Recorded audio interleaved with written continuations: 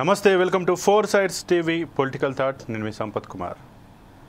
పాకిస్తాన్కి సంబంధించినటువంటి ఉగ్రవాదులు ఎప్పుడైతే భారత్లోని పహల్గామ్లో 26 మంది టూరిస్టులను కాల్చి చంపారో అప్పటి నుంచి భారత్ అండ్ పాకిస్తాన్కి మధ్య ఇద్దరి మధ్య మాత్రం పచ్చగడ్డి వేస్తే బగ్గుమనేలాగా వైరం అయితే పెరిగిపోయింది. ఇక ఇవాళ రేపు అన్నట్టుగా యుద్ధం జరిగే అవకాశాలు ఉన్నట్టుగా కూడా మనకైతే ఎల్ఓసి దగ్గర కావచ్చు, ఎల్ఓఏ దగ్గర కావచ్చు ఉద్రిక్త వాతావరణాలు. అటు పాక్ కూడా 9వ రోజు ఏదైతే కాల్పుల విరమణ ఒప్పందాన్ని ఉల్లంఘించడం, ఇటువంటి క్రమాలు జరుగుతున్నాయి. ఈ నేపథ్యంలో భారత్ కూడా గతంలో లాగా గతంలో ఏదైతే సర్జికల్ స్ట్రైక్ చేసిందో ఆ మాదిరిగా చేస్తుందేమో అన్న ఉద్దేశంతో ఇప్పటికే పాకిస్తాన్ కూడా పిఓకేకి సంబంధించి పాక్ ఆక్రమిత కాశ్మీర్లో కూడా ఇప్పటికే అక్కడ 2 నెలల పాటు అక్కడ ఉన్నటువంటి ప్రజలను ఆహారాన్ని నిల్వ చేసుకోవడం, అలాగే సరిహద్దు గ్రామాల ప్రజలను అక్కడి నుంచి ఖాళీ చేయించడం, సైన్యాన్ని కూడా భారీగా సమకూర్చుకుంటుండడం వంటి అంశాలు అయితే మనం చూస్తూనే ఉన్నాం.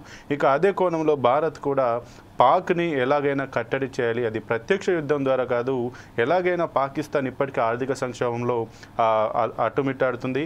ఇలాంటి సమయంలో పాకిస్తాన్ మరింత దెబ్బతీసి దాని యొక్క ఆర్థిక మూలాలపైన దెబ్బ కొట్టే విధంగా ప్రపంచ దేశాలతోటి ఏదైతే సహయోగిత ఉందో దాన్ని దూరం చేసే విధంగానైతే భారత్ అయితే ప్రయత్నాలు చేస్తుంది.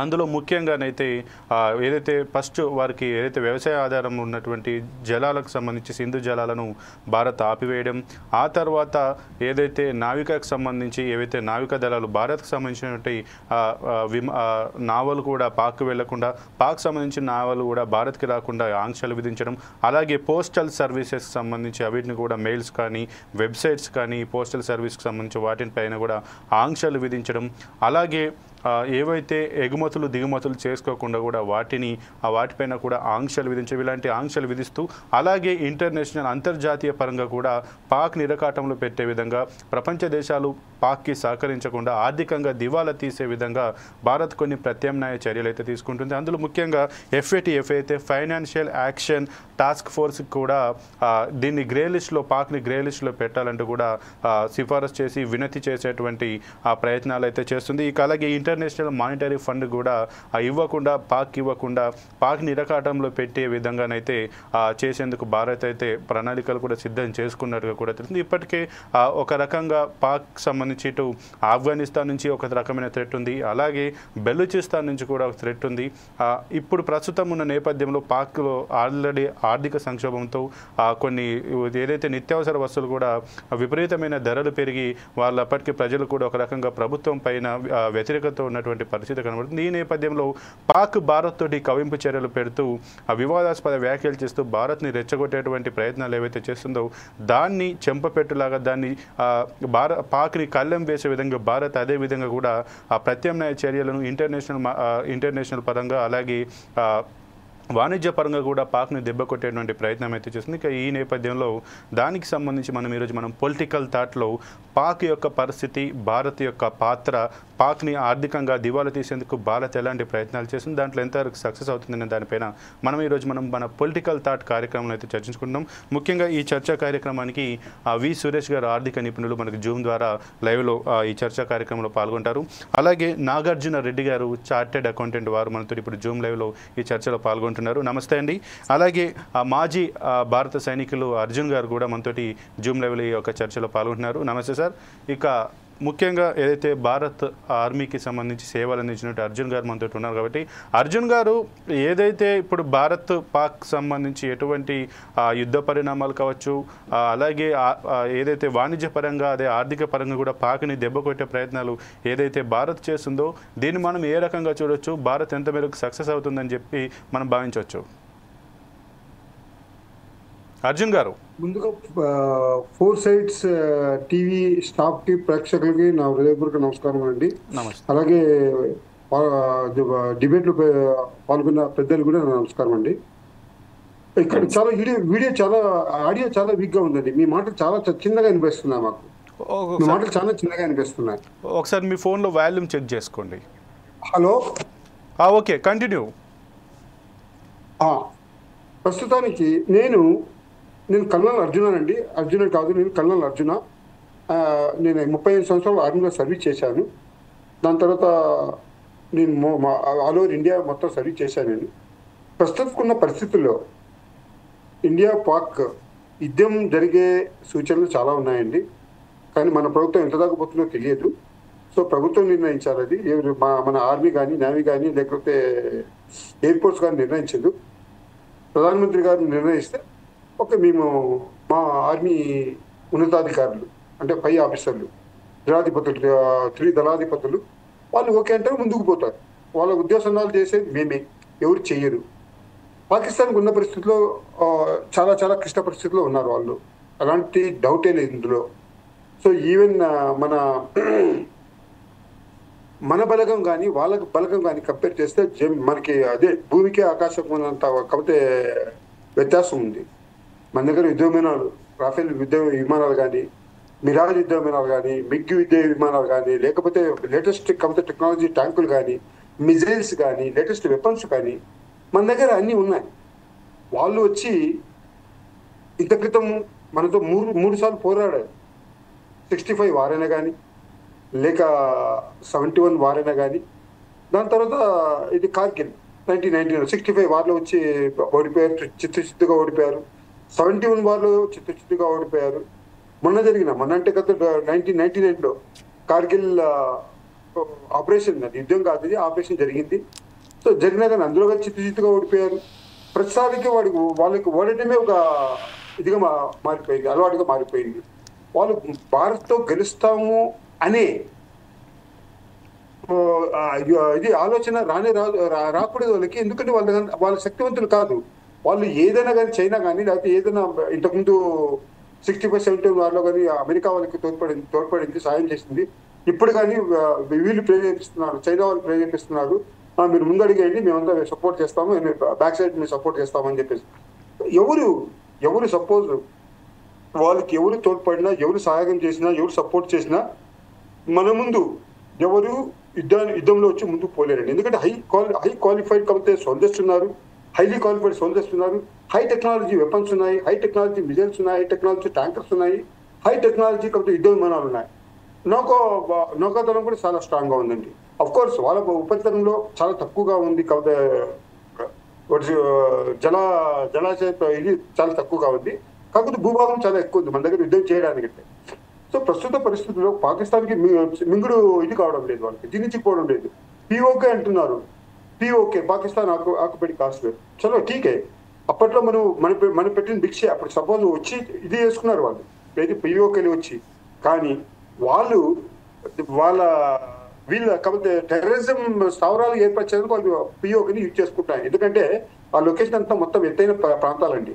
దాన్ని వాళ్ళు పర్మనెంట్గా తీసుకొని మన మీద దాడి చేయడానికి చాలా ఈజీగా ఉంటుందనే ఉద్దేశంతో వాళ్ళకి అదే దురాలోచన. వాళ్ళకి ఆ దురాలోచనతో పిఓకే మాది అంటున్నారు. కానీ ఒక చిన్న సమస్య చెప్తున్నాను నేను.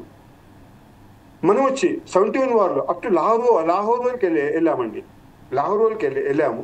మనం వచ్చి చెప్పలా అక్కడ IOL అని చెప్పలా, ఇండియన్ ఆక్యుపైడ్ లాహోర్ అని చెప్పేసి మనం ఎప్పుడు చెప్పలా.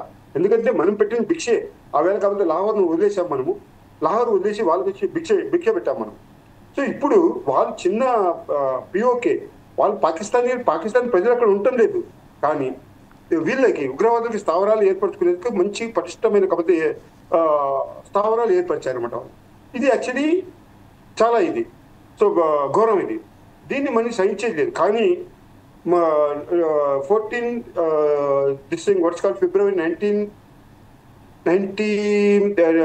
2019లో జరిగిన ఇది కానీ పుల్గావ్లో జరిగింది.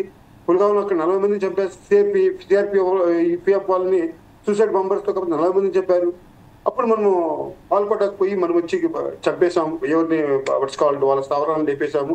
300 దాకా మనం సర్జికల్ స్ట్రైక్ చేసి. ఇప్పుడు వాళ్ళు ఎక్స్పెక్ట్ చేస్తున్నారు మళ్ళీ సర్జికల్ స్ట్రైక్ చేస్తాము, వాళ్ళు ఎక్స్పెక్ట్ చేస్తున్నారు అంతే.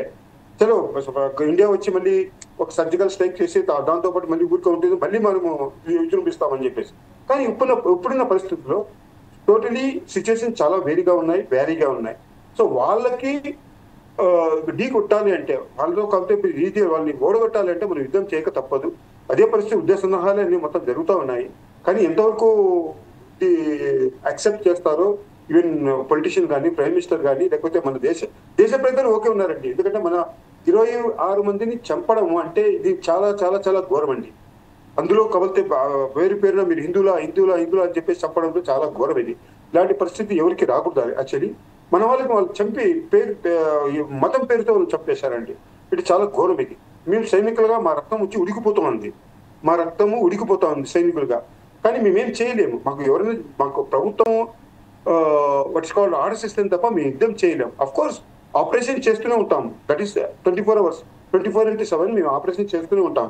కానీ యుద్ధం చేయాలంటే ఫస్ట్ కాబట్టి మాకు గవర్నమెంట్ తరఫు నుంచి ఆర్డర్స్ కావాలి. ఆర్డర్స్ ఇచ్చిందంటే మేము వచ్చి ముందుకు పోవడానికి ఏ సైనికుడైనా కానీ, మా క్రీడాధిపతులు అయినా కానీ, నేవల్ చీఫ్ అయినా కానీ, ఎయిర్పోర్ట్ చీఫ్ అయినా కానీ, ఆర్మీ చీఫ్ అయినా కానీ ముందుకు పోవడం ఖాయం. ఈసారి మటుకు వదిలేట్టుకు లేదు పాకిస్తాన్ని. వాళ్ళు ఎంత బలగమంతా తెచ్చుకొని, ఎంత సామర్థ్యం పెంచుకొని, వాళ్ళు ఎంత సపోర్ట్ అనేది తెచ్చుకోండి.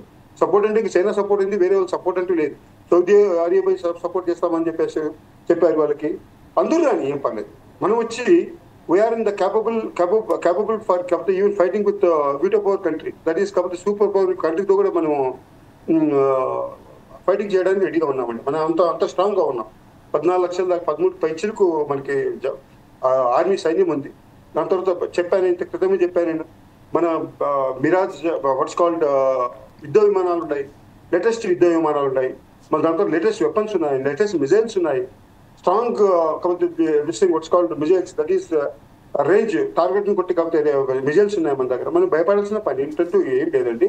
వాళ్ళకి ఒక సందేశం అంటూ ఆల్రెడీ పోయింది, ఒక మెసేజ్ ఆల్రెడీ పోయింది. భారత్ యుద్ధం చేస్తే వాళ్ళు కరెక్ట్ గా ఓడిపోతారని చెప్పేసి వాళ్ళు క్లియర్ గా ఇదైపోయింది. వాళ్ళు భయపడుతున్నారు, వాళ్ళు ముందుకు రావడం లేదు. యాక్చువల్లీ ఏంటంటే ఇన్ని మనం వార్నింగ్స్ ఇచ్చినా కానీ వాళ్ళు ముందుకు రావడం లేదు అంటే వాళ్ళు మన పైన ఫస్ట్ దాడి జరిపాలి. అప్పుడే మనం దాడి జరుపుతాం, తెలిసిన డౌట్. మనం దాడి జరుపుతాం, ప్రతీకారం మనం ఖచ్చితంగా తీసుకుంటాం. ఇవాళ కాబట్టి రేపు. That is called surgical strike కి much different is there. Surgical strike and this thing what's called war much difference is there. Surgical strike వచ్చి మనం చేసేది ఎక్కడ? పిఓకే వచ్చి మన ప్రాంతమే, వాళ్ళ ప్రాంతం కాదు. పాకిస్తాన్ ఆక్యుపైడ్ కాశ్మీర్ అని వాళ్ళు అంటున్నారు అంతే. వాళ్ళు అనుకోవడం మనం కాదు. పాకిస్తాన్ ఆక్యుపైడ్ కాశ్మీర్ లో వాళ్ళ స్థావరాలు ఏర్పరచుకున్నారు. వాళ్ళు ఆ స్థావరాలు ఎవరికి అంటే ఉగ్రవాదులకి, టెర్రరిజాన్ని పోషిస్తున్నారు. వాళ్ళు వరల్డ్ మాక్సిమం కంట్రీస్ వచ్చి ముస్లిం కంట్రీస్ వాళ్ళకి వచ్చి ఫండింగ్ చేస్తా ఉండి ఆ ఫండింగ్ తోటి వాళ్ళు పోషిస్తున్నారు. ఇది చాలా ఘోరం, క్రూరం. కానీ చలో మీరు పోషించుకోండి. మీ పాకిస్తాన్ పేరు ఆల్రెడీ ముద్రపడింది. మీరంటూ మీ దేశం డిక్లేర్ అయిపోయింది, టెర్రరిజం కంట్రీ అని చెప్పి డిక్లేర్ అయిపోయింది. అయినా కానీ వాళ్ళకి ఒక కామన్ సెన్స్ అంటూ లేదు, ఓకే, లోక జ్ఞానం కూడా లేదు వాళ్ళకి. సో వాళ్ళు ఇవన్నీ వదిలేసి మన భారతదేశం మీద కవిత ప్రతీకార చర్యలు ఎందుకు అంటున్నారంటే అప్పట్లో బైఫర్కేషన్ కక్ష కానీ, లేకపోతే 75 వార్లో ఓడిన కక్ష కానీ, 71 వార్లో ఓడిన కక్ష కానీ, లేకపోతే మొన్న జరిగిన కార్గిల్ దీంట్లో ఆపరేషన్స్ లో కానీ వారే అనుకోండి, మీ కాన్సెప్ట్ లో వారే అనుకోండి. ఇన్ని యుద్ధాలు వాళ్ళు ఓడిపోతూ వస్తున్నారు దీంతో వాట్స్ కాల్డ్ మన భారతదేశంతో. వాళ్ళకంటూ అంత గట్స్ లేవండి. ఆర్థికంగా దెబ్బ తీయాలని చెప్పేసి మన వాళ్ళు ట్రై చేస్తున్నారు. దాన్ని we have to approach to you know approach చేసి even FATF financial action task force వాళ్ళ దగ్గర కూడా మనము అప్రోచ్ అవుతున్నాము. వాళ్ళకి రిక్వెస్ట్ చేస్తున్నాం, వీళ్ళకి వచ్చి ఎలాంటి ఫైనాన్షియల్ సపోర్ట్ వీళ్ళకి చేయకూడదు. ఎందుకంటే ఫైనాన్షియల్ సపోర్ట్ తీసుకొని వాళ్ళు వచ్చి టెర్రరిజాన్ని పోషిస్తున్నారు. వాళ్ళ దేశ అభివృద్ధి కోసం, దేశ ప్రజల కోసం ఉపయోగిస్తే ఆ డబ్బులు మనకి ఎటువంటి ప్రాబ్లం లేదు. ఎవరైనా ఏ కంట్రీ అయినా కానీ FATFని అప్రోచ్ చేస్తారు, అక్కడ నుంచి తీసుకుంటారు డబ్బులు. ఓకే, ఈ సంఘటనలో వాళ్ళకి భయం ఏంటంటే మన దగ్గర మన ఇండియా తోటి వాళ్ళు యుద్ధం చేయకూడదనే కాన్సెప్ట్ మనసులో కూడా ఉందండి. వాళ్ళ యుద్ధ సన్నాహాలు వాళ్ళు కూడా చేస్తున్నారు. కానీ వాళ్ళ మనసులో 75% కాదు 99% భారత్తో యుద్ధం చేస్తే వాళ్ళు ఓడిపోతాము అని మనసులో ఒకటి ఉండిపోయింది. వాళ్ళు భయపడుతున్నారు ప్రస్తుతానికి. వాళ్ళు కాలు దువ్వాలంటే వాళ్ళే ఫస్ట్ ఇంత చెప్పిన తర్వాత వాళ్ళు వచ్చి కాలు దువ్వాలి. ఇంతవరకు కాలు దువ్వాల. ఏదైనా కానీ మిజైల్ కానీ లేకపోతే కానీ మన వాళ్ళ మీద కాకపోతే ఫైరింగ్ ఇట్ ఈస్ కామన్ అండి. LOCలో లైన్ ఆఫ్ కంట్రోల్లో వచ్చి ఇట్ ఈస్ కామన్. మన బార్డర్లో వాళ్ళ సైనికులు మన సైనికులకి మధ్య వచ్చి కాల్పులు అనేది కామన్. కానీ ఒక మిజైల్ కానీ లేకపోతే ఏదైనా ఇది కానీ దాడి చేసి మన భూపరితలంలో వచ్చేసి మన మీద దాడులు చేస్తే అప్పుడు మనము ఎదుర్కోవడానికి యుద్ధం డిక్లేర్ చేస్తామండి. అప్పుడు ఇది కావటం లేదు. వాళ్ళతో రావాలి. మనం ఏది మనం భయపెట్టేస్తున్నాం వాళ్ళకి. అది చేయాలి ఇది చేయాలి అని చెప్పేసి భయపెట్టేస్తున్నాం వాళ్ళకి. వచ్చి సింధు నది కానీ లేకపోతే అదే ఇప్పుడు ఫైనాన్షియల్ కాకపోతే ఇది కానీ అవన్నీ కంట్రోల్ చేస్తున్నాం, మనం రిస్ట్రిక్ట్ చేస్తున్నాం. ఓకే, అర్జున్ గారు మనతోటి ఈ చర్చలో సురేష్, ప్రముఖ ఆర్థిక నిపుణులు సురేష్ గారు కూడా పాల్గొన్నారు. నమస్తే సార్, అది వారికి వెల్కమ్ చెప్తూ, ఇక నాగార్జున రెడ్డి గారు ఏదైతే ఇప్పుడు భారత్ పాకిస్తాన్ పట్ల అమలు చేస్తున్నటువంటి, ఆర్థికంగా దెబ్బలు తీసేందుకు అమలు చేస్తున్నటువంటి ఈ ప్రయత్నాలు ఏమైతే ఉన్నాయో, విధి విధానాలు ఏమైతే ఉన్నాయో, దాన్ని మనం ఏ రకంగా చూడొచ్చు? గుడ్ ఈవినింగ్ అండి. Good evening. మొట్టమొదటిసారిగా మనము 4 sides టీవీలో కలుస్తున్నాము. మంచి టాపిక్ టేకప్ చేశారు, that's an excellent thing. Second thing, Arjun tank అని పిలిచారు మీరు, ఇది కూడా చాలా బాగుంది. దాని పేరు అర్జున్, మనకి అర్జున్ ట్యాంక్ ఉంది కాబట్టి అంటున్నాను. సురేష్ గారిని కూడా పిలిచారు, నన్ను కూడా పిలిచారు, ఇట్స్ గుడ్. సరే, ఆయన యుద్ధాన్ని గురించి చెప్తూ ఉన్నారు. 1971వ సంవత్సరంలో పాకిస్తాన్కి మనకి జరిగినటువంటి యుద్ధంలో మా మామయ్య కూడా పాల్గొన్నారు. ఆయన పేరు major general TC Reddy, 6th mountain battalion. ఒకసారి అర్జున్ గారు కనుక వెతుక్కుంటే తెలుస్తుంది, ఎవరైనా వెతుక్కోవచ్చు. Is also participated. ఇట్లా చెప్పుకుంటూ పోతే మా ఫ్యామిలీలో చాలా మంది ఉన్నారు అనుకోండి, that is a different task. ఇప్పుడు మీరు అడుగుతున్నటువంటిది ఆర్థిక పరంగా పాకిస్తాన్ని కృంగా తీయడము ఎలాగా, ఏం చేస్తే బాగుంటుంది అనేది మీ టాపిక్. జనరల్గా మనకు సామర్థ్యం ఏం చెప్తారంటే, వసుదైక కుటుంబం అనేటువంటిది మన పాలసీ. కానీ అది అమెరికా వాళ్ళకి కానీ, చైనా వాళ్ళకి కానీ, పాకిస్తాన్ వాళ్ళకి కానీ, యూరోపియన్ కంట్రీస్కి కానీ నచ్చదు. అదేవిధంగా సామ దాన భేద దండోపాయాలను మనం అంటాం. ప్రత్యక్ష యుద్ధం అనేటువంటిది లాస్ట్ రిసార్ట్ కింద మనం ఎప్పుడు పెట్టుకుంటాం. ఇప్పటి నుంచి మీరు మొదటి నుంచి చూడండి, అలాగే ఉంటుంది. ఈవెన్ 1947లో మతపరంగా దేశాన్ని విభజించినప్పుడు జమ్మూ కాశ్మీర్ రాజు ఆ రోజు హర్సింగ్ గారు ఎవరైతే ఉన్నారో, లెటర్ ఆఫ్ అక్సిషన్ మీద 26 అక్టోబర్ 1947 గుర్తుపెట్టుకోవాలి, 26 అక్టోబర్ 1947 సొంతకం పెట్టి ఢిల్లీ పంపిస్తే 27 అక్టోబర్ 1947 లార్డ్ మౌంట్ బాటన్ గారు దాన్ని యాక్సెప్ట్ చేసి సొంతకం పెట్టారు. 370 వచ్చింది. తర్వాత ఇప్పుడు తీసేస్తాం అనుకోండి. అప్పటి నుంచి కూడాను ఈ పాకిస్తాన్ వాళ్ళతో ఇదే పడవు. మరి ఇప్పుడు దీనికి పరిష్కార మార్గం ఏమిటి అంటే, నాకు తెలిసినంత వరకు చెప్పాలి అంటే, మన తెలుగులో సమాజం చెప్తారే, చిన్న పామునైనా గట్టి పెద్ద కట్టెతోటి కొట్టాలంటారే, అలాంటి దెబ్బ పడిపోవాలంటే ప్రత్యక్షంగా యుద్ధాన్ని కనుక దిగారు అనేసి అంటే పాకిస్తాన్ వాళ్ళు మన దెబ్బకు తట్టుకోలేరు సార్. ఏదో వాడు మా దగ్గర 130 అణుబాంబులు ఉన్నాయంటారు. ఆ అణుబాంబులకు సంబంధించిన పాస్వర్డ్ ఏంటో తెలియదు, వాళ్ళకి దాన్ని ఎలా ఉపయోగించాలో తెలియదు. ఆ అణుబాంబుల్లో ఉండేటువంటిది యురేనియం 235, 238, పొలోనియమా, ప్లూటోనియమా, ఏదీ తెలియదు. పోనీ F-16 మా దగ్గర ఉన్నాయని బెదిరిస్తూ ఉంటారు. ఆ F-16కి సంబంధించిన పాస్వర్డ్ అనేటువంటిది అమెరికా వాళ్ళ దగ్గర ఉంటుంది. వాడు ఆ పాస్వర్డ్ వీడికి ఇస్తే కానీ ఆ విమానం స్టార్ట్ కూడా కాదు. అక్కడ అది లాహోర్ నుంచి కావచ్చు, కరాచీ నుంచి కావచ్చు, స్టార్ట్ కూడా కాదు. ఇంక వాడు ఏం ఉపయోగిస్తాడు? చైనా వాళ్ళ దగ్గర నుంచి తీసుకున్నటువంటి J-16s ఉన్నాయి. అవి వాడు ఉపయోగించుకొని తీసి పక్కన పెట్టినటువంటి వాడిని ఓవరాయిల్ చేసి కొత్త టైర్లు వేసి పెయింట్ వేసి పాకిస్తాన్ వాడికి ఇస్తాడు. అవి ఎంత దూరం పోతాయో, ఎప్పుడు కూలిపోతాయో తెలియదు. ఇది ఒక పాయింట్. వాళ్ళ దగ్గర ఉన్న పెట్రోలియం రిజర్వ్స్ దేనికి సరిపోవు.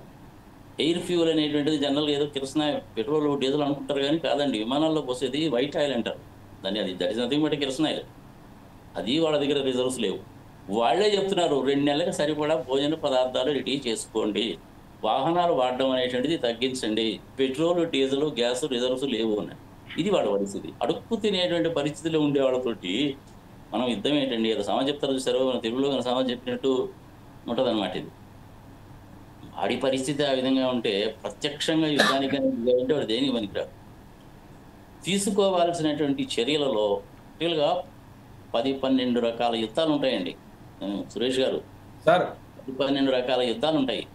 అందులో వాటర్ వార్స్ అనేటువంటిది ఒకటి. అలాగే వాటర్ వార్స్ అనేటువంటిది ఒకటి, అది ఆల్రెడీ మొదలు పెట్టాం. అక్కడ ఏం జరిగింది అంటే 1960లో జరిగినటువంటి ఒప్పందం అండి. అది 1960లో జరిగినటువంటి సింధు నదీ జలాల పంపిణీకి సంబంధించిన ఒప్పందంలో సింధు నదిలో ఉండేటువంటి వాటర్లో 80% వాళ్ళకి, 20% మనకి. ఆ 20%లో కూడా మనం 4-5% కూడా వాడుకోవట్లా. ఆ మిగిలిన 15% అనేటువంటి మనం చక్కగా డ్యామ్స్ కట్టుకొని వాడుకోవచ్చు. కానీ అక్కడ ఏంటంటే ఎన్విరాన్మెంట్ దెబ్బతింటుంది. డ్యామ్స్ కనుక కట్టామంటే ఎన్విరాన్మెంట్ దెబ్బతింటుంది, ఫారెస్ట్ ఏరియా దెబ్బతింటుంది. దాని మూలంగా వర్షాలు తగ్గుతాయి కాబట్టి మనం ఎప్పుడు పెద్దగా పట్టించుకోలేదు.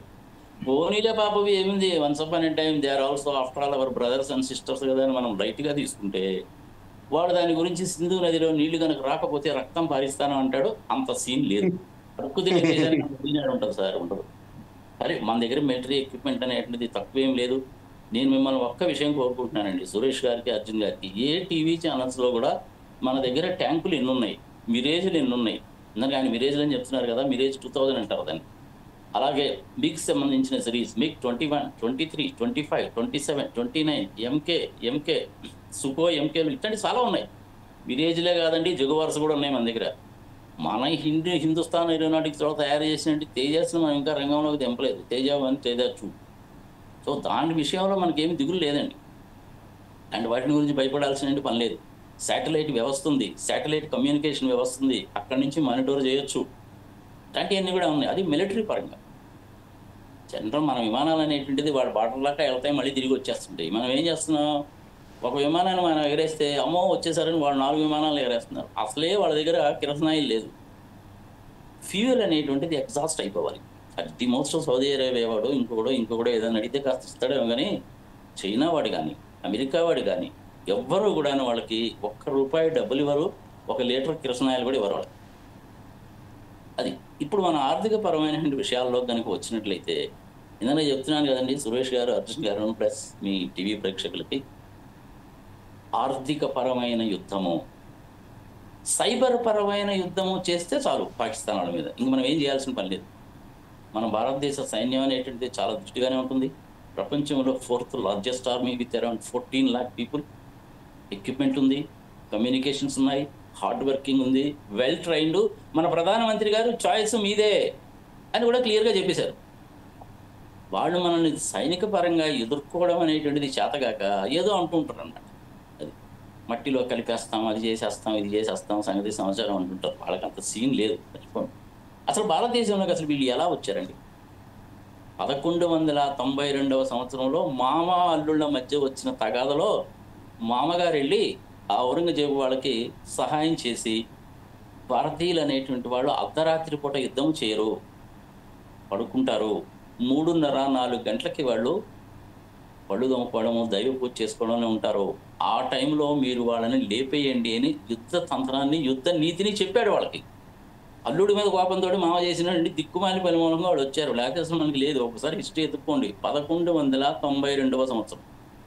అప్పటి నుంచి ఒక 400-500 సంవత్సరాలు వాడు పరిపాలించారు. దాని తర్వాత బ్రిటిషర్స్ వచ్చారు, వాళ్ళు అంతే. సో ఇండియాలో అసలు ఇస్లాం అనేది ఎక్కడుందండి? వాళ్ళు తీసుకొచ్చారు కాబట్టి వచ్చింది. అఫ్కోర్స్ ఇప్పుడు 620వ సంవత్సరంలో 23వ సంవత్సరంలో ఏదో వ్యాపారం చేసుకుంటామని గుజరాత్కి, మలబార్ తీరానికి వచ్చారు.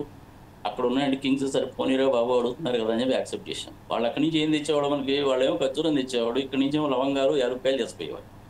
వ్యాపార నైజం. బ్రిటిషర్స్ అయినా వీళ్ళైనా అంతే. వ్యాపారం పేరుతోటి ఇండియాకి వచ్చి ఇండియాని స్వాధీనపరచుకొని కొలగొట్టారు. ఇదంతా హిస్టరీ. దీని మీద నేను ఆల్రెడీ డీటెయిల్గా ఒక వీడియో చేశాను. ఆ వీడియో చూసుకోవచ్చు, మైరా మీడియాలో ఉంటుంది. సుబ్రహ్మణ్య స్వామి గారు సంబంధించిన వీడియో అది. అదే వీడియోలో మన ఫరూక్ అబ్దుల్లా గారి ఫ్యామిలీ ట్రీని కూడా చెప్పాను. చాలామంది గుర్తుపెట్టుకోవాలి. ఫరూక్ అబ్దుల్లా గారి నాన్నగారు షేక్ అబ్దుల్లా, ఆయన తండ్రి, ఆయన తాత, ఆయన ముత్తాత వంశపరంగా పోతే వాళ్ళు యాక్చువల్గా బ్రాహ్మణ్ ఫ్యామిలీ. సొప్పురు అనే ఒక తెగ ఉంటుందన్నమాట. ఆ తెగకు సంబంధించినటువంటి వాళ్ళు ఇస్లాం మతంలో కన్వర్ట్ అయ్యారు. హలో నాగార్జున గారు, టాపిక్ డైవర్ట్ అవుతున్నట్టుంది కొంచెం. ఈ ఆర్థిక మూలంగా పాక్ డైవర్ట్ అవుతుందండి ఇక్కడ. పాక్ని ఎట్లా ఎదుర్కోవాలి, ఆ పాక్ దీన్ని ఎట్లా ఎదుర్కొంటుంది, తర్వాత దీన్ని ఎట్లా ఫేస్ చేస్తుంది అనేది కొంచెం డీటెయిల్గా కాదు సార్, అది డీటెయిల్గా చెప్పాల్సింది అదే. దీని హిస్టరీ తెలియాలి కాబట్టి మళ్ళీ అవకాశం దొరకదు కాబట్టి మీకు చెప్తున్నాను. టాపిక్ డైవర్ట్ అయ్యేదంటే ఏమన్నా పూర్వాపరాలు తెలుసుకోవాలి కదండి. కట్టే కొట్టే తెచ్చే అన్నట్టు చెప్తే ఎట్లా కుదరదు, ప్రజలకు అర్థం కావాలి కదా. రైట్. ఇప్పుడు ఆర్థిక పరమైనటువంటి యుద్ధాలు అంటే 12 రకాలైనటువంటి యుద్ధాల్లో వాటర్ యుద్ధము మొదలుపెట్టాం. ఇప్పుడు మనం చేయాల్సింది ఏంటంటే ఆర్థిక పరమైనటువంటి యుద్ధము, సైబర్ యుద్ధము చేయాలి. ఆర్థిక పరమైన యుద్ధము అంటే ఏంటంటే ఒక టైప్ ఆఫ్ సాఫ్ట్వేర్స్ కనుక మనం డెవలప్ చేస్తే, మనమైనా డెవలప్ చేయగలం. టీసీఎస్ వాళ్ళకి కానీ, విప్రో వాళ్ళకి కానీ, సత్యం వాళ్ళు అంటున్నాను, మన వేరే వాళ్ళకి కానీ చెప్తే 1 అవర్లో తయారు చేస్తారు సాఫ్ట్వేర్. వాటిని పైరేటెడ్ సాఫ్ట్వేర్స్ అనరండి, సాఫ్ట్వేర్స్ అనమాట. మనమే తయారు చేస్తాము. ఆ సాఫ్ట్వేర్స్ని కనుక మనం చొప్పించగలిగినట్లయితే, ఉపయోగించినట్లయితే ఇట్ ఈస్ వెరీ ఈజీ. పెద్ద కష్టమైన పని కూడా కాదు. అప్లికేషన్ స్పెసిఫిక్ ఇంటిగ్రేటెడ్ చిప్ కానీ, సిస్టమ్ ఆన్ చిప్ కానీ, లాజిక్ చిప్ కానీ ఏదైనా వాడచ్చు. Electrically erasable rewritable program chips కానీ, ర్యామ్లో కానీ, రోమ్లో కానీ ఉపయోగిస్తే వాళ్ళ ఆర్థిక వ్యవస్థని స్తంభింప చేయడానికి అవకాశం ఉంటుంది. It is very well possible. అంటే పాకిస్తాన్కి సంబంధించిన రిజర్వ్ బ్యాంక్ ఆఫ్ ఇండియా వెబ్సైట్ని కనుక హ్యాక్ చేసి కనుక చొప్పించాము అంటే ఒక్క ట్రాన్సాక్షన్ కూడా తగ్గదు. చైనా వాళ్ళు, అమెరికా వాళ్ళు పాకిస్తాన్ తోటి వ్యాపార పరంగా చూస్తారు, వాళ్ళ సైనిక స్థావరాలను ఏర్పరచుకోవడానికి చూస్తారు. ఆ సైనిక స్థావరాలను ఏర్పరచుకున్నప్పుడు వాళ్ళ యుద్ధ విమానాలను పెట్టుకుంటారు, అవి పాకిస్తాన్కి అమ్ముతారు, అది వాళ్ళ వ్యాపార నైజం. కానీ అసలు అది జరగకుండా చూడాలంటే ఈ పని చేయొచ్చు. ఇప్పుడు సాఫ్ట్వేర్లో ఏంటంటే హ్యాకర్స్ అని ఉంటారండి. హ్యాకర్స్లో ఏంటంటే ఎథికల్ హ్యాకర్స్ అని ఉంటారు, క్రిమినల్ హ్యాకర్స్ అని ఉంటారు. నార్మల్గా ఇండియాలో ఉండే వాళ్ళందరూ కూడా ఎథికల్ హ్యాకర్స్ అండి. Even I'm also a hacker for information. I'm also a certified person in forensic accounting and as well as fraud investigations. ఆ ఎథికల్ హ్యాకర్స్ అనేటువంటి వాళ్ళు మనకి ఇండియాలో ఎక్కువ ఉంటారు. ఇప్పుడు మనము ఈ పాకిస్తాన్ వాళ్ళకి క్రిమినల్ హ్యాకర్స్ను ఉపయోగించి తీరవలసింది. ప్రోగ్రామ్స్ రాయడం అనేది చాలా ఈజీ, ఎంత 1 అవర్లో ప్రోగ్రామ్ రాయొచ్చు, పెద్ద కష్టమేం కాదు. అవి కనుక చూపించాము అంటే వాళ్ళ ట్రాన్సాక్షన్స్ అన్నీ పోతాయి. ఇది financial war, cyber war or financial.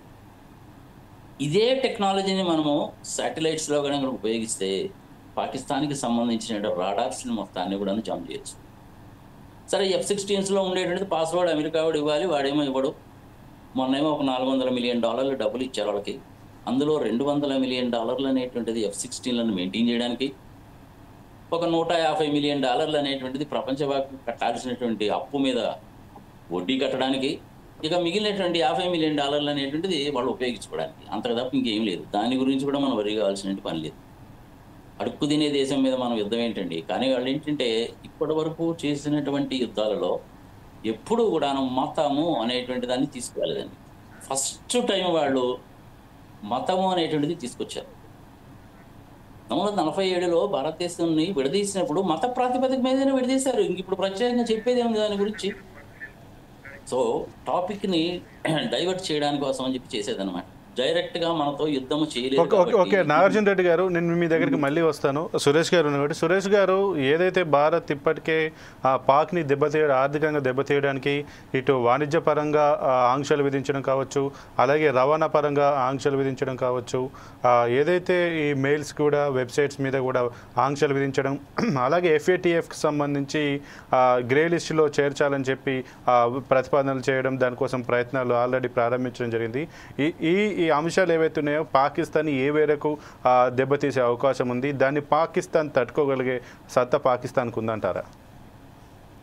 పెద్దలకు నమస్కారం సార్. పాకిస్తాన్ అనేది గత 75 సంవత్సరాల నుంచి పిల్లి పిల్లి పిల్లి అని ప్రతి ఒక్క భారతీయుని గుండెల్లో నాటిల్లు పిల్లిని. అంటే ఒక సామెత చెప్తా సార్, పిల్లి ఓడిపోదు చచ్చిపోదు, పులి గెలవదు గెలవనియరు. అట్లుంది సార్ మన పరిస్థితి. పిల్లి అంటాం, పిల్లిని కొట్టలేము, పిల్లిని చంపలేము, కానీ పిల్లి వచ్చి మనకు ప్రతిసారి వచ్చి ఒకసారి రక్కిపోతుంది, గీగిపోతుంది. అట్లున్నది సార్ మన పరిస్థితి. అయితే మీరు ఇందాక అన్నట్టు ఎకనామికల్గా పాకిస్తాన్ను కొట్టలేమా అంటే 100% కొట్టచ్చు సార్. ఎందుకంటే మనకు మన ఎకానమీలో, సైజ్ ఆఫ్ ఎకానమీలో కానివ్వండి, జీడిపిలో కానివ్వండి, ఫారిన్ ఎక్స్చేంజ్ రిజర్వ్స్లో కానివ్వండి, ఇన్ఫ్లేషన్లో కానివ్వండి, డెట్ లెవెల్స్లో కానివ్వండి, ఇండస్ట్రియల్ అండ్ టెక్ గ్రోత్లో కానివ్వండి, మన దాంట్లో 10% కూడా పాకిస్తాన్ ఇప్పటివరకు రీచ్ కాలేదు. గత 75 సంవత్సరాల నుంచి కూడా ఏ ఒక్క రోజు కూడా మన దరిదాపులోకి రాలేదు. 10% లోపే ఉన్నది ఇప్పటి వరకు. ఫినాన్షియల్గా కొట్టాలి, కంపల్సరీ కొట్టగలుగుతాము. కొట్టడానికి ఒకటే సార్, ఇప్పుడు భారతదేశానికి IMF ఎట్లయితే సహాయం చేస్తుందో ప్రతి ఒక్క కంట్రీకి IMF నుంచి ఫండ్ వస్తుంది. ఆ ఫండ్ను రాకుండా చేయాలి. అలాగే ఉగ్రవాద కార్యకలాపాలకు ఏదైతే కంట్రీ సపోర్ట్ చేస్తుందో FATF గ్రే లిస్ట్ అని పెట్టింది. Total all over the world ఒక గ్రే లిస్ట్ తయారు చేస్తారు. ఆ FATF లిస్ట్లో అంతకుముందు పాకిస్తాన్ ఉండేది. మధ్యలో చైనా కానివ్వండి, అమెరికా కానివ్వండి, వాళ్ళ సహాయంతో ఆ గ్రే లిస్ట్లోకి వెళ్ళి బయటకు వచ్చింది. మళ్ళీ ఇప్పుడు ఆ గ్రే లిస్ట్లో పెట్టాలి. అది ఇండియా దాని మీద ప్రెషర్ పెట్టాలి. ఆ FATF గ్రే లిస్ట్లోకి మళ్ళీ పాకిస్తాన్ను పేరు దాంట్లో ఉండేటట్టు చేయాలి. దానివల్ల ఏమవుతుంది, ఎక్కడి నుంచి ఏ రకమైన ఫండ్ ఆ కంట్రీకి రాదు. ఎందుకంటే వాళ్ళు ఇండైరెక్ట్లీ డైరెక్ట్లీ మన టెర్రరిస్టులకు సపోర్ట్ చేస్తున్న అనేది ఆ లిస్ట్లో పేరు ఉండడం వల్ల ఏ ఒక్క ఫండ్ కూడా వాళ్ళకి రాకుండా చేయడానికి అదొక మంచి మనకు వే అన్నట్టు, ఒక వే. అలాగే ప్రతి ఒక్క ఇంటర్నేషనల్ మనకు డయాస్ ఎక్కడ దొరికినా కూడా మనకు జరిగిన ఏదైతే ఈ మొన్న జరిగింది, అంతకుముందు జరిగినాయి, ఎన్నోసార్లు జరిగినాయి, ఒక్కటేసారి కాదు, ఎన్నోసార్లు జరిగినాయి. కానీ మనం ఎక్కడ ఫెయిల్ అవుతున్నాము? ఇంటర్నల్గా భారతదేశంలో ప్రతి ఒక్క రాజకీయ పార్టీ మనకున్న కుల మతాల విభేదాలు ఇవన్నిటిని దృష్టిలో పెట్టుకొని ఏ ఒక్క పార్టీ కూడా పర్ఫెక్ట్గా 100% కొట్లాలేకపోయింది. ఒక పాయింట్ మీద పాకిస్తాన్ అనేది మన మీద టెర్రరిజం ఎగదోస్తుంది, కాశ్మీర్లో ఎగదోస్తుంది, మన ఇండియాకు వచ్చి ఈ పలానా పని చేస్తుంది, ఆ పలానా పని చేస్తుందని ఏ రోజు గట్టిగా మాట్లాడలేకపోయింది. ఇది కరెక్ట్ టైం. మనకు అన్ని రకాల ప్రూఫ్ ఉంది. ఇందాక నాగార్జున సార్ చెప్పినట్టు మనకు 100% మతాన్ని అడ్డం పెట్టుకొని ఒక మతం మీద, ఒక మతం అనే పేరు చెప్పి మన మీద అటాక్ జరిగింది. ఖచ్చితంగా దీని మీద మనం సక్సెస్ అవుతాం. ఎకనామికల్గా పాకిస్తాన్ ఈజీగా కొట్టొచ్చు. దాని మీద దౌత్యపరంగా జయశంకర్ సార్ ఉన్నారు, చాలా ఎడ్యుకేటెడ్. వాళ్ళ గురించి మనం అంటే నేను మాట్లాడే అంత పెద్దోని కాదు, చాలా చాలా చాలా ఎమికబుల్గా వాళ్ళు చేయగలుగుతారు. అలాగే ఇంకొక అంటే నాకు తెలిసిన ఒక పాయింట్ చెప్పగలుగుతా నేను. ఎక్స్పోర్ట్ అండ్ ఇంపోర్ట్ల పాకిస్తాన్కి సంబంధించి చైనా నుంచి ఇప్పుడు ఎట్లా ఉందంటే పాకిస్తాన్ డైరెక్ట్ మనకు సపోర్ట్ అంటే మనం ఇంపోర్ట్ చేసుకుంటలేం పాకిస్తాన్ నుంచి. వేరే వేరే దేశాల నుంచి వేరే రకంగా చైనా నుంచి కానివ్వండి, ఇరాన్ నుంచి, ఇరాక్ నుంచి, దుబాయ్ నుంచి వస్తున్నాయి. అవి అలా రాకుండా కూడా మనం గట్టిగా ప్రయత్నించాలి. ఏ ఒక్క ప్రొడక్ట్ కూడా పాకిస్తాన్ నుంచి మన ఇండియాకి రాకుండా వేస్తే ఎకనామికల్గా మనం చాలా ఈజీగా పాకిస్తాన్ కొట్టచ్చు. అదేం పెద్ద ముచ్చట కాదు. ఇందాక సార్ అన్నట్టు, అర్జున్ సార్ అన్నట్టు మనకు వాళ్ళకి అసలు కంపారిజనే లేదండి. మనం ఎక్కడ, వాళ్ళు ఎక్కడ. మనం అది డెవలప్మెంట్ ఆస్పెక్ట్లో మనం ప్రొద్దున లేస్తే మన పొలిటీషియన్స్ కానివ్వండి, మన మోదీ గారు కానివ్వండి, ప్రొద్దున లేస్తే మనం డెవలప్మెంట్ గురించి ఆలోచించేటోళ్ళం. వాడు ఏమైనా కాశ్మీర్లో ఏం చేయాలి, ఇండియాలో ఏం చేయాలి, లేకపోతే ఆఫ్ఘనిస్తాన్లో ఏం చేయాలి, అదే పని వానికి పొద్దున్న లేస్తే వాని పాకిస్తాన్లో ఉన్న పీపుల్స్ గురించి, ప్రజల గురించి ఆలోచించేంత పొలిటీషియన్స్ లేరు, అంత వాళ్ళకు రాజకీయ అనుభవం లేదు. కానీ మన దగ్గర అలా కాదు. ప్రతిరోజు ప్రతిసారి మన ఇండియాలో ఏది అంటే ఏ రకంగా డెవలప్మెంట్ చేయొచ్చు, ఏ రకంగా మనం ఇంటర్నేషనల్లీ మనం వాళ్ళని ఛాలెంజ్ చేయొచ్చు.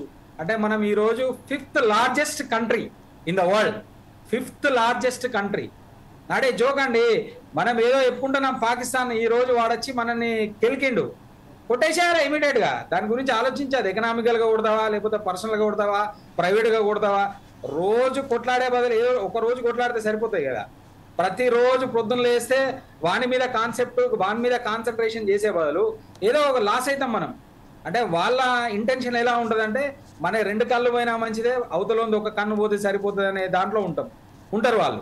కానీ మన అలా ఉండదు. ఇందాక సార్ అన్నట్టు వసుదైక కుటుంబం మన మైండ్లో, మన నరనరాల్లో, మన వేదాలలో, పురాణాలలో ఇప్పటికీ అదే చెప్పి చెప్పి చెప్పి చెప్పి మనల్ని ముందుకు పోలేకుండా, మన ఏమైనా వాడు ఎంత మనల్ని అనగదొక్కాలని చూసినా, మనల్ని ఏం చేసినా కూడా ఇంకా మనం పోనీలే, వాని కర్మ వాడు అనుభవిస్తలే, ఇదే ధోరణి ఉంది. ఇంకా అటువంటి ఆలోచించద్దు.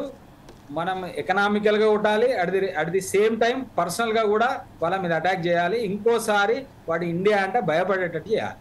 అయితే సురేష్ గారు, ఏదైతే FATF కావచ్చు, అలాగే IMF సంబంధించి భారత్ కనుక ఒకవేళ సక్సెస్ అయ్యింది అనుకోండి పాకిస్తాన్ ఇరకాటంలో పెట్టడంలో, అప్పుడు పాకిస్తాన్ పరిస్థితి ఏమవుతుందంటారు? ఇంకోటి, ఏదైతే పాక్కి ట్రాన్స్పోర్టేషన్ తోటి నౌకల ద్వారా కావచ్చు, అలాగే ఎయిర్వేస్ త్రూ కావచ్చు, ఇతరత్ర మార్గాల గుండా పోయే వాటిని కూడా భారత్ కంట్రోల్ చేసే అవకాశం వస్తే అప్పుడు పాకిస్తాన్ దాన్ని తట్టుకోగలుగుతుందా? దాన్ని ఏ రకంగా ఫేస్ చేస్తుంది? మళ్ళీ అలో లక్ష్మణ్ అంటూ మళ్ళీ భారత్ తోటి కాలబేరానికి వచ్చే అవకాశం ఉందంటారా? సార్ ఖచ్చితంగా సార్. కాకపోతే ఇక్కడ ఒక చిన్న విషయం ఏంటంటే, మనకు ఫ్రమ్ ద బిగినింగ్ నుంచి చైనా సపోర్ట్ చేయదు. మనం చైనా అంటే దౌత్యపరంగా చైనా తోటి బాగున్నాం, పేపర్ మీద చైనా మనకు సపోర్ట్ చేస్తుంది, చైనా మనకు ఏ రకంగా హామ్ చేయదు అనేది ఓన్లీ అది మీద వరకే. అంటే as per my sixth sense. నేను అనుకునేది ఏంటంటే చైనా వానికి ఏం కావాలా, ఎవరు ఎక్కువ కొనాలా, ఎవరు ఎక్కువ ఆయుధాలు కొనాలి, వాని మీద ఎవరు ఎక్కువ డిపెండ్ అయితే వానికి సపోర్ట్ చేస్తాడు. శ్రీలంక ఉంది, ఎక్కువ డిపెండ్ అయింది, శ్రీలంకను కొంప ముంచేసిళ్ళు. అలాగే నేపాల్ ఉంది, నేపాల్ను ఖతం చేసిళ్ళు. మారిషస్ ఇంకా చిన్న చిన్న కంట్రీలు ఎక్కడెక్కడైతే ఉన్నాయో వాని ఉద్దేశం ఏంది, వాని సామ్రాజ్యాన్ని పెంచుకోవాలి. అలాగే పాకిస్తాన్ కూడా వాని ఉచ్చులో పడ్డది, వాని దగ్గర వేల కోట్ల లక్షల డాలర్లు తీసుకున్నది. ఇప్పుడు వాడు ఏం చేయలేని పరిస్థితి. రేపటి రోజు మనం ఎన్ని రకాలుగా ఇబ్బంది పెట్టినా కూడా చైనా అనేది సపోర్ట్ చేస్తుంది కాబట్టి వాడు అంతో ఇంతో లాభపడచ్చు. దాన్ని కూడా మనం దౌత్యపరంగా మనం ఇంటర్నేషనల్లా వాళ్ళను అంటే వాళ్ళతోటి కూడా నువ్వు ఎట్టి పరిస్థితుల్లో చైనాతోటి కూడా నువ్వు సపోర్ట్ చేయొద్దు, మాకు ఈ టెర్రరిజం అనేది మాకు రోజు ఇబ్బంది అవుతుంది అనే దాని మీద వాళ్ళు కొట్లాడితే, ఇప్పుడు మీరు అన్నట్టు గ్రే లిస్ట్లో పెడితే సార్ చైనా కూడా ఇవ్వడానికి ఛాన్స్ లేదు. IMF కూడా సహాయం హెల్ప్ చేయలేదు. 100% చైనా చేయకుండా IMF నుంచి రాకుండా ఉండాలంటే గ్రే లిస్ట్లో పెట్టాల్సిందే. అందుకే ఈ 3-4 డేస్ నుంచి సెంట్రల్ గవర్నమెంట్ చాలా సీరియస్గా దాని మీద పనిచేస్తుందని అనుకుంటాను. Okay right. ఇక అర్జున గారు, ఏదైతే ఇప్పుడు సురేష్ గారు చెప్పినట్టు కావచ్చు, అలాగే నాగార్జున గారు చెప్పినట్టు కావచ్చు, పిచ్చిక మీద బ్రహ్మాస్త్రం అవసరమా, ఒకసారి కొట్టేసేది ఉంటే కొట్టేసేది తప్పించి ఎక్కువ టైం ఇవ్వకూడదు. ఇప్పుడు మనకు పూర్తి సమయం వచ్చింది. ఈ సమయంలో అది సైబర్ అటాక్ చేస్తామా, లేదంటే ఆర్థికంగా నష్టం చేయడమా, లేదంటే డైరెక్ట్గా ఆర్మీ బలగాలతో చేయడం అనేది చేస్తామంటున్నారు. ఇంకొక అంశం ఏంటంటే ఇప్పుడున్న పరిస్థితులలో పాకిస్తాన్కి గనుక సహాయం చేసేది ఏదైనా ఒక దేశం ఏదైందంటే చైనా. ఒకవేళ చైనా మీద ఇంటర్నేషనల్గా ఇటు అమెరికా కావచ్చు, ఇంటర్నేషనల్ సంబంధించి వేరే దేశాలతోటి చైనా మీద ఒత్తిడి తెస్తే, చైనా కనుక ఒకవేళ తను చేసేటువంటి సహాయ కార్యక్రమాలను విరమించుకుంటే అప్పుడు పాకిస్తాన్ పరిస్థితి ఎలా ఉంటుంది? ఒకవేళ భారత్ కనుక పాకిస్తాన్ మీద నిజంగా ప్రత్యక్షంగా యుద్ధానికి కనుక వెళ్తే అప్పుడు వచ్చేటువంటి పరిణామాలు ఏంటి?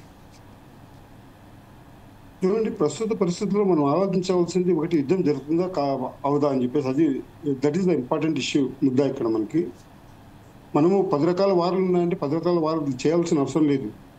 ఓన్లీ కాబట్టి ఫిజికల్ వార్ ఇప్పుడు చేయాలి, తప్పదు అది.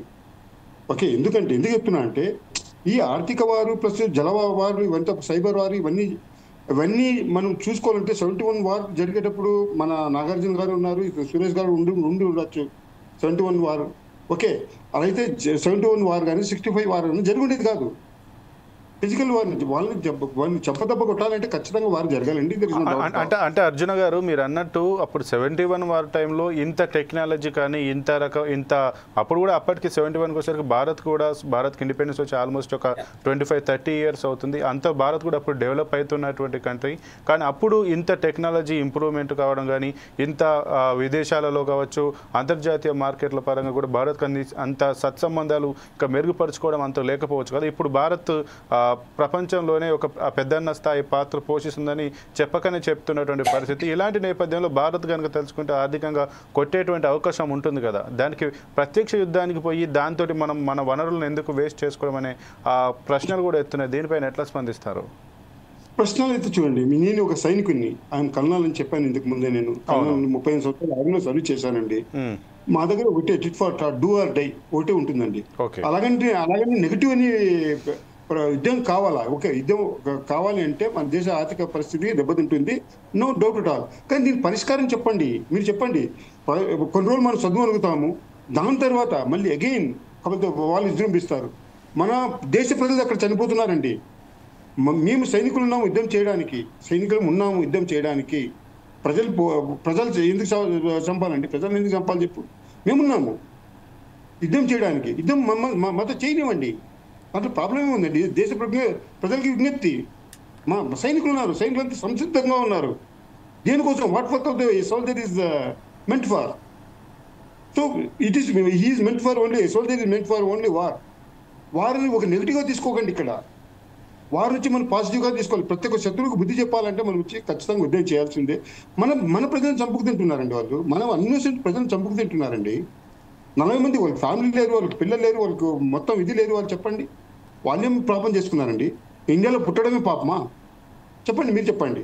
సో నేను ఎందుకు అంటున్నానంటే I'm not the one who is this thing what's called కావాలని చెప్పేసి కోరుకోవడం లేదు. కానీ ఒక సైనికుని కానీ చెప్తున్నాను, దీనికి వచ్చి పరిష్కారం కావాలంటే యుద్ధం అయితే తప్పకాదు. ఇందులో వచ్చి మిగతా 10 వార్లు మనం మర్చిపోవాలండి.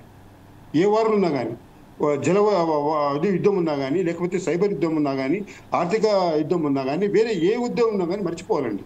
ఎందుకంటే మనం technology we are in higher stage. మనం భయపడాల్సిన పని లేదు. ఒకసారి మనం కాలు దూవామనుకో వాళ్ళు భయపడిపోతారు.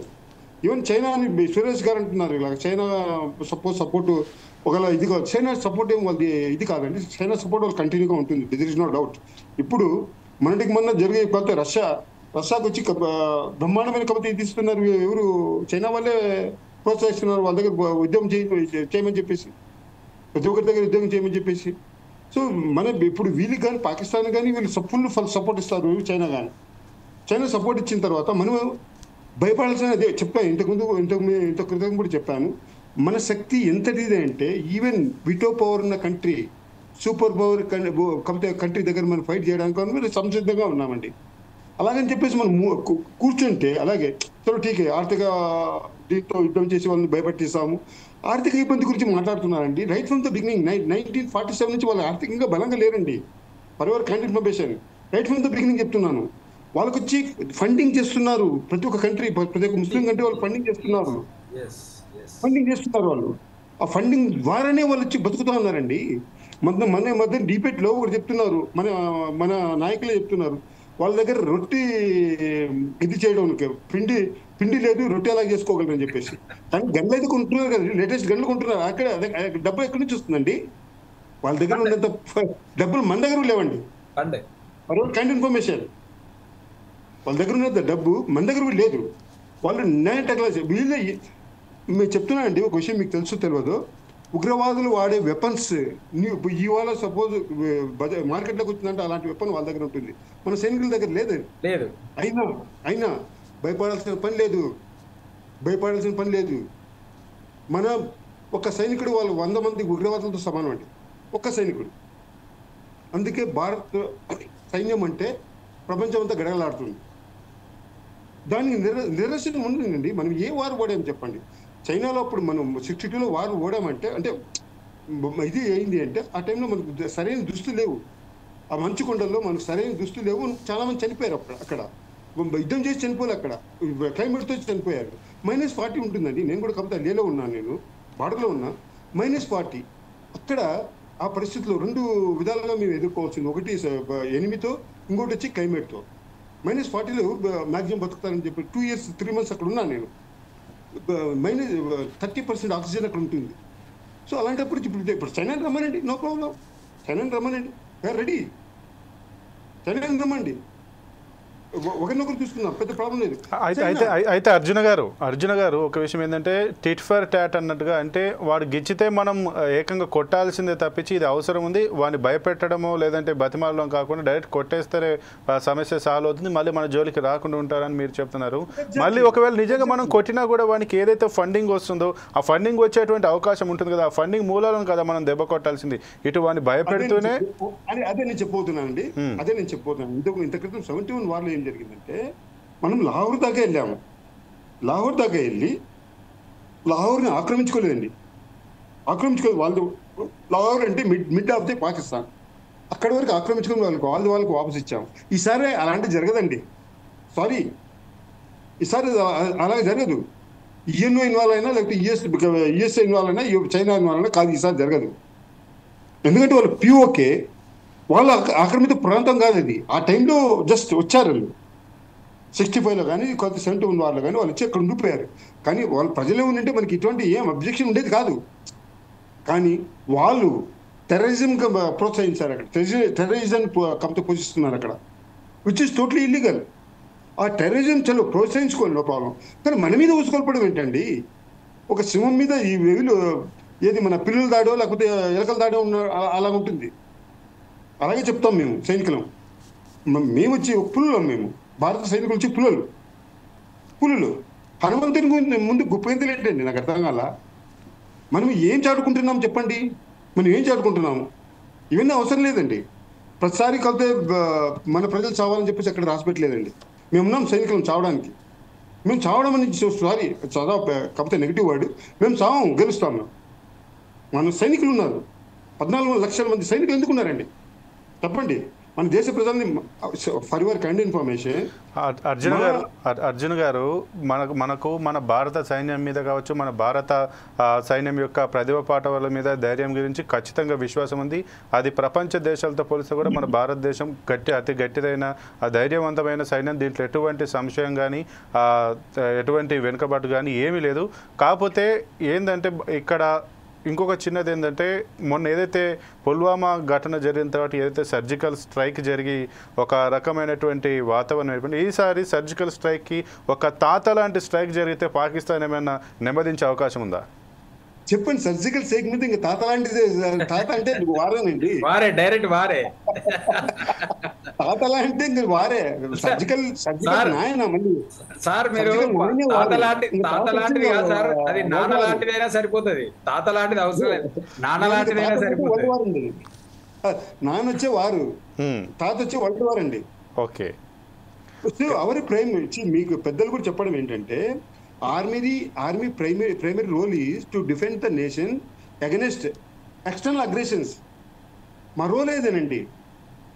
అలాంటిది ఏదో మాకు అధికారం ఇచ్చినారని కాదండి. అధికారం ఇస్తే చూడండి, ఒక చిన్న ఇది చెప్తానండి.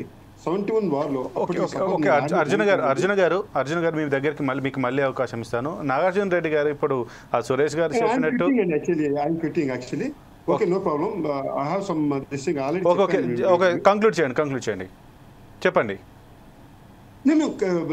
మీరు కంటిన్యూ చేసుకునే పర్లేదు. నేను చెప్పండి ఏంటంటే, 71 వార్లో ఏం జరిగింది? అప్పటి ప్రధానమంత్రి నేను ఎంకరేజ్ చేయడం లేదండి. It is a national issue, it is not కాకపోతే political issue. I'm being a soldier. నేను ఒక సోల్జర్గా ఒక పార్టీ తరఫున చెప్పడం లేదు నేను. అప్పట్లో ఏం జరిగింది? 71 వార్లో డిసెంబర్ 1971లో జరిగిందండి. అప్పుడు ప్రైమ్ మినిస్టర్ వచ్చి దిగంగతులు మన శ్రీమతి ఇందిరాగాంధీ గారు, ఓకే, ఇందిరాగాంధీ గారు. దాని తర్వాత మన మనీక్షా, మన ఆర్మీ చీఫ్, ఓకే. అప్పట్లో ఏం అడిగింది ఆమె? పిలిచింది త్రివిధ దళాధిపతులు. ఈ త్రివిధ దళాధిపతుల్లో మెయిన్ ప్రైమరీ రోల్ ఎవరిది ఉంటుందంటే ఆర్మీ వాళ్ళదండి. నేవీ వాళ్ళు వచ్చి కేవలం మామూలుగా వాటర్ టు కాకపోతే సర్ఫేస్ చేస్తారు, లేకపోతే వాటర్ టు మ్యాక్సిమం సర్ఫేస్, లేకపోతే ఎయిర్ ఉంటుందండి.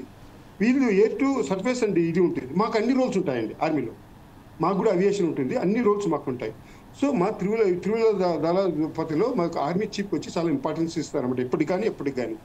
సో ఆర్మీ చీఫ్ని పిలిచింది. ఆర్మీ చీఫ్ దట్ టైం వచ్చి జనరల్ మనీక్షా, అతను పిలిచింది.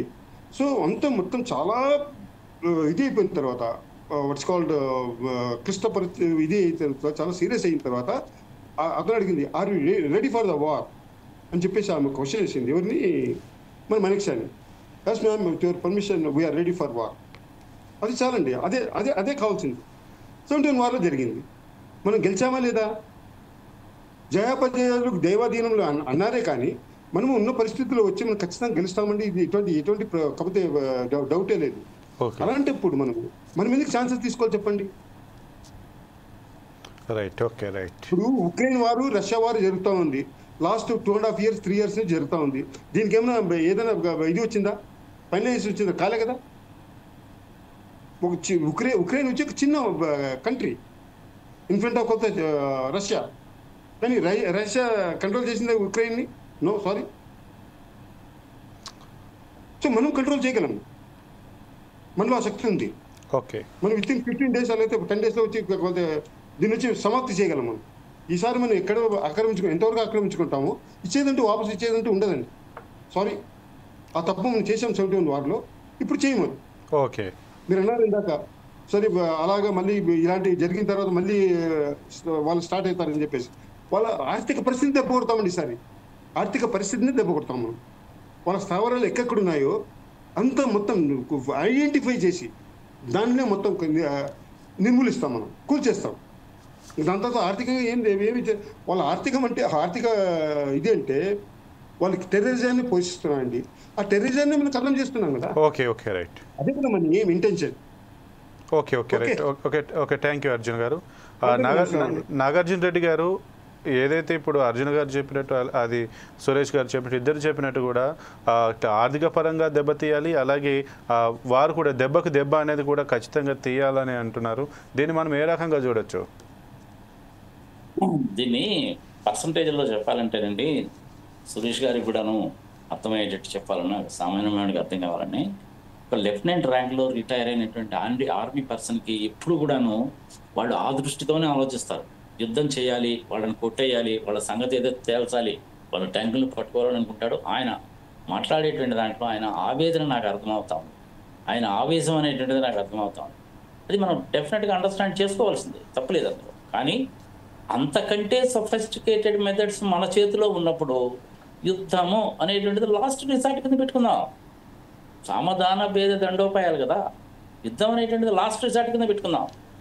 వాటర్ యుద్ధము మొదలు పెట్టాము, వాటర్ వదిలేమా కొట్టుకుపోతారు, వాటర్ వదలలేదా ఆకలి చావుతూ చచ్చిపోతారు. ఇప్పటి వరకు పోనీలేమని చెప్పి మనం పెద్దగా డ్యామ్స్ కట్టలేదు. ఈ మధ్య ఒక 2 డ్యామ్స్ కట్టడం మొదలు పెట్టాము. అది కూడాను ఒప్పందము ప్రకారము 80 వాళ్ళకి 20 మనకి. ఆ 20నే మనం సరిగ్గా ఉపయోగించుకోవట్లా, దానికి వాళ్ళు ఏదో వెర్రిబాగుడు వాగుతారు, మర్చిపోయి. మనకు ఉన్నటువంటి టెక్నాలజీ ప్రకారము చక్కగా కనుక సాఫ్ట్వేర్ని కనుక డిజైన్ చేసి డెవలప్ చేసి ఒక్కసారి కనుక ఇంజెక్ట్ చేసామంటే వాళ్ళ ఆర్థిక వ్యవస్థ మొత్తం అతలాకుతలం అయిపోతుంది.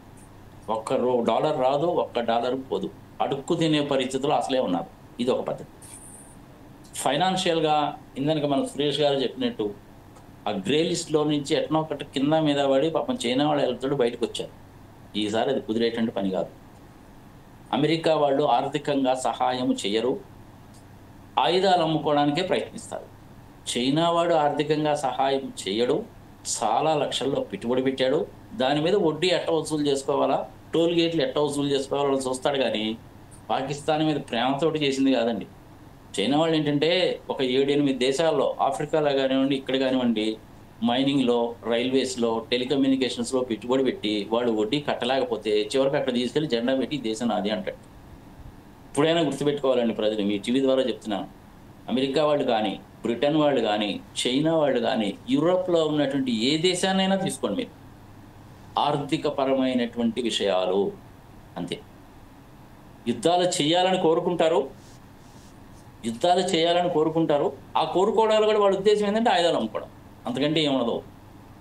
అందుకని పాకిస్తాన్ని దెబ్బతీయాలి అంటే యుద్ధము అనేటువంటిది లాస్ట్ రిసార్ట్ కింద పెట్టుకుందాం. దానికంటే ముందు చాలా పద్ధతులు ఉన్నాయి కాబట్టి అవి అవలంబిద్దాం. మనకు చక్కటి శాటిలైట్ కమ్యూనికేషన్ సెటప్ ఉంది. చంద్రమండలం మీద దిగినటువంటి వాళ్ళని సాఫ్ట్వేర్ డెవలప్ చేయడం మీద కష్టమా అండి? Very easy.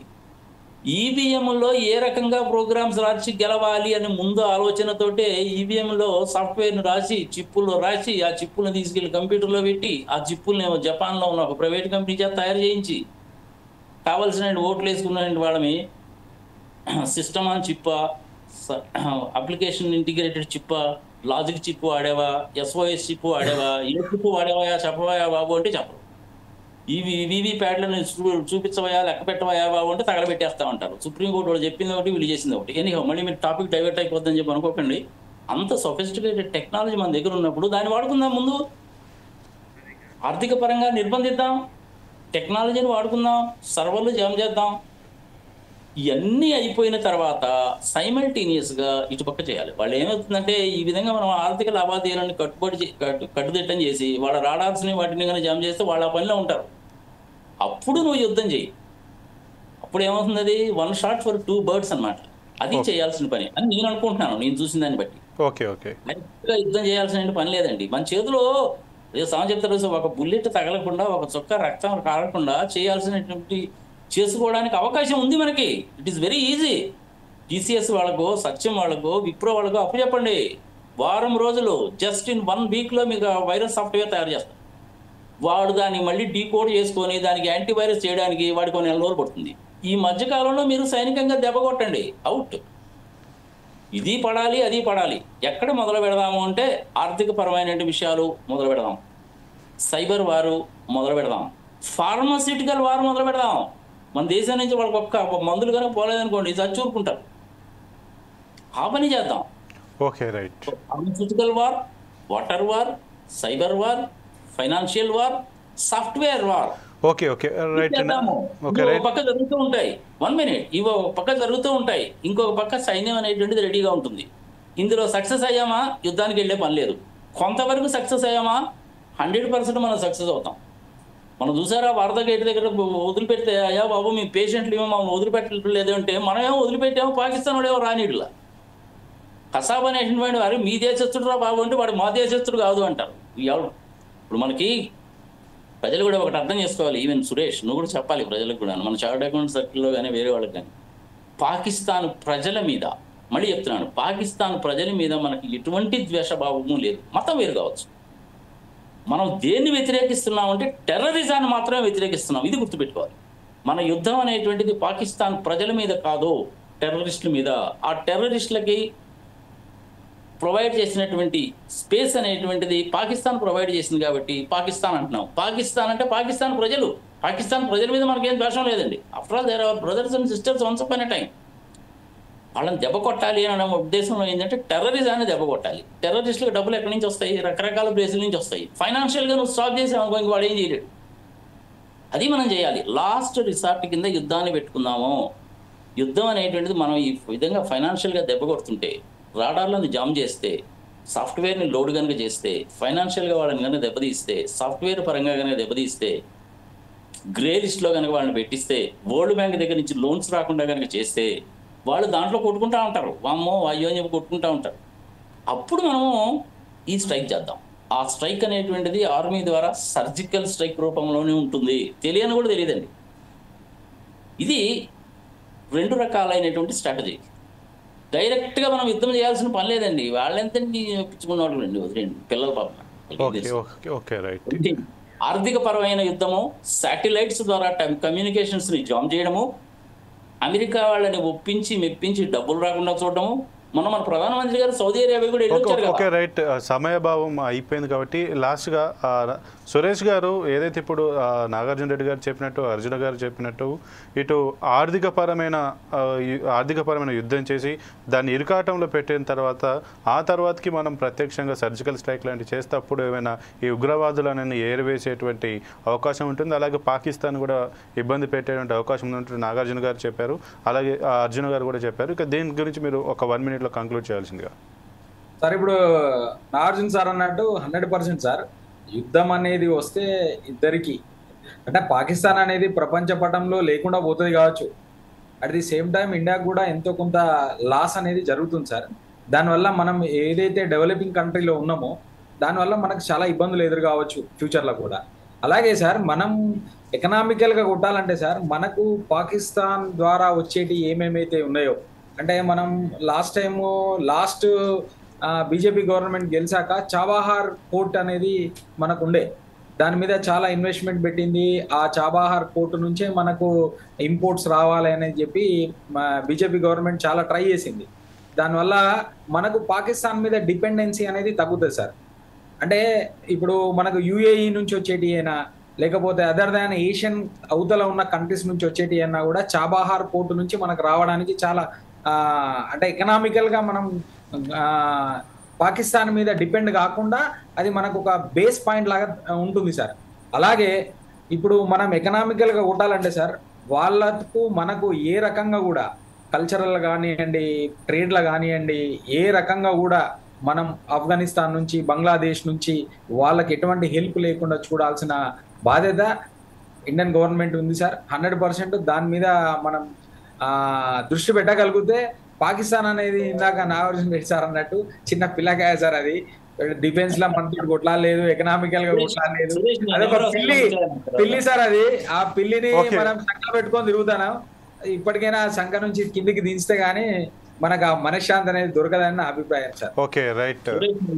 ఒకసారి ఓకే రైట్. ఇక ఏదైతే ఈ పాకిస్తాన్ పట్ల భారత్ వ్యవహరిస్తుందో ఆర్థిక పరంగా ఇబ్బంది పెట్టేటువంటి ఇటు మెయిల్స్ బ్యాన్ చేయడం కానీ, ఆ నావిక పరంగా ఇట్లా నౌకలు కూడా అటు భారత్కి అండ్ పాక్కి రాకపోకలను రాకుండా విధించడం కానీ, అలాగే దానికి సంబంధించినటువంటి యూట్యూబ్ కావచ్చు, వాణిజ్యపరమైనటువంటి ఎగుమతులు దిగుమతుల పైన కూడా బ్యాన్ చేయడం, అలాగే FATFలో IMFలో ఒత్తిడి తెచ్చి దీన్ని గ్రే లిస్టులో వేసే విధంగా ఫండింగ్ని ఆపే విధంగా చేసే ఏవైతే ప్రయత్నాలు ఉన్నాయో ఆ ప్రయత్నాల్లో భారత్ యొక్క చేసేటువంటి చర్యల వల్ల పాకిస్తాన్కి ఏ రకంగా ఇబ్బంది కలుగుతుంది, దాని పరిణామాలు ఏ విధంగా ఉంటాయనేటువంటి ఈ యొక్క చర్చా కార్యక్రమంలో పాల్గొన్నందుకు నాగార్జున రెడ్డి గారికి, అలాగే సురేష్ గారికి, అలాగే అర్జున గారికి మరొకసారి ప్రత్యేక ధన్యవాదాలు తెలుపుతూ ఇంతతో ఈ చర్చా కార్యక్రమం ముగిస్తున్నాను. చూస్తూనే ఉండండి 4 Sides TV.